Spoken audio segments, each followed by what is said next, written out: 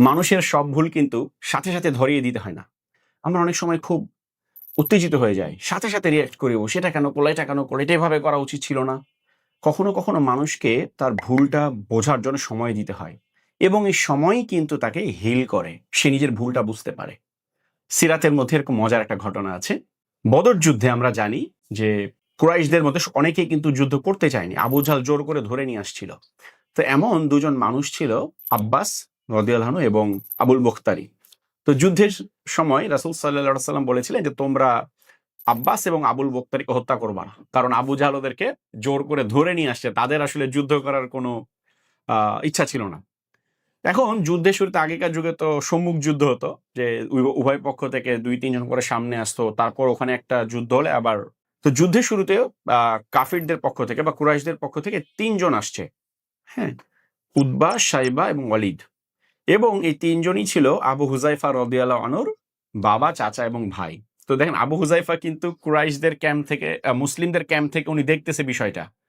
সম্মুখ যুদ্ধটা ওনার চোখের সামনে ঘটছে, এবং ওনার চোখের সামনে কিন্তু ওনার বাবা, চাচা এবং ভাই 3 জন মুহূর্তের মধ্যে ধরাশায়ী হয়ে গেল মুসলিমদের হাতে। তো এইটা দেখে উনি কিন্তু ওনার আবেগটা ধরে রাখতে পারলেন না। মুহূর্তের মধ্যে বাবা, চাচা, ভাই কতল হয়ে গেল। যদিও তিনি মুসলিম ছিলেন, কিন্তু এজ এ হিউম্যান, তাই তিনি তো একটা মানুষ ছিলেন। আমরা কিন্তু এখান থেকে আরেকটা বিষয় বুঝি যে সাহাবায়ে কেরাম মানবীয় অনুভূতিগুলো তাদের মধ্যে ছিল। হ্যাঁ? তো তখন তিনি বললেন যে, "আমাদের বাপ চাচাদেরকে মারা হবে, আর আল্লাহ রসুলের চাচা বলে আব্বাসকে ছেড়ে দেওয়া হবে? আল্লাহর কসম, আমি আব্বাসকে পেলে নিজ হাতে গর্দান উড়িয়ে দিব।" কত সাংঘাতিক একটা কথা! এবং যেখানে আল্লাহ রসুল নির্দিষ্টভাবে আব্বাসকে হত্যা করতে নিষেধ করেছেন রাদিয়াল্লাহু আনহু, সেখানে উনি বলছেন আমি নিজ হাতে গর্দান উড়িয়ে দিব। তো এই কথাটা আল্লাহ রসুলের কানে গেল যে আব্বাস এ কথাটা, আবু হুযায়ফা এই কথাটা বলেছেন। তিনি কি করলেন? আমরা নাকি সাথে সাথে ডেকে, "এই এমন কথা তুমি কেন বলছো, বা তুমি কি জানো না আমি এই নির্দেশ দিয়েছি?"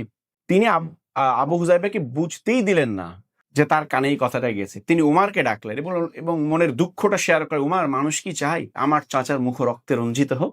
উমার বললেন, "কি হয়েছে ইয়া রাসূলুল্লাহ, ঘটনা কি?" তো উনি যখন বললেন, তখন বললেন যে, "আবু হুযায়ফা মুনাফিক হয়ে গেছে, আমি গর্দান উড়িয়ে দিই, আপনি অনুমতি দেন।"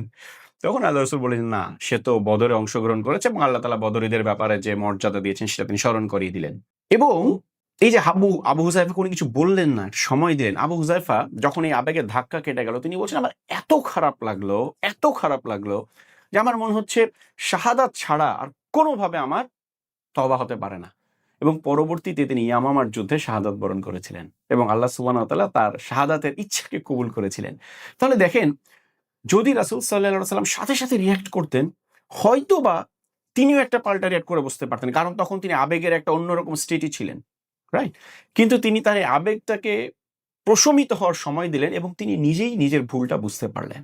তো আমরাও মানুষের সাথে চলতে ফিরতে অনেক ভুল চোখে পড়বে মানুষের। সবসময় আমরা রিঅ্যাক্ট করব না। আমরা কিছু কিছু জায়গায় মানুষকে সময় দিব। এই সময় তাকে শুদ্ধ করবে ইনশাআল্লাহ।